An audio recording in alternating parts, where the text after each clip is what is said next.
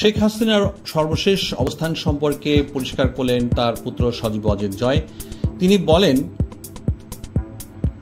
তিনি গণমাধ্যমের সঙ্গে আলাপকালে বলেন, আমার মা ভারত ছেড়ে গিয়েছে বলে যে সংবাদ শোনা যাচ্ছে সেটি সঠিক নয়, তিনি এখনো ভারতেই অবস্থান করেন। এর আগে সজীব ওয়াজেদ জয় বলেন, সাবেক প্রধানমন্ত্রী শেখ হাসিনার ভারত ছাড়তে তেমন কোনো চাপ নেই। উল্লেখ করা যেতে পারে, প্রবল ছাত্র আন্দোলনের মুখে গত 5ই আগস্ট প্রধানমন্ত্রীর পদ থেকে শেখ হাসিনা পদত্যাগ করেন এবং তিনি পরে ভারতে পালিয়ে যান। টানা 2 মাস সেখানে অবস্থান শেষে গুঞ্জন শোনা যাচ্ছিল তিনি ভারত ছেড়ে আরব আমিরাতে পালিয়েছেন এবং শামীম ওসমানের বাড়িতে অবস্থান করছেন বলে এমনই খবর পাওয়া যাচ্ছে সোশ্যাল মিডিয়াতে। ইতিপূর্বে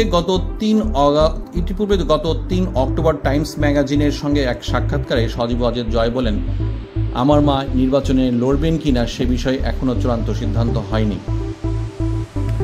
এদিকে জানা যায়, শেখ হাসিনার সঙ্গে থাকা কূটনৈতিক পাসপোর্টও বর্তমান অন্তর্বর্তীকালীন সরকার বাতিল করেছে এবং এই ধরনের পাসপোর্টধারীরা ভিসা ছাড়া সর্বোচ্চ 45 দিন ভারতে অবস্থান করতে পারবে বলে এমনটি জানা যায়।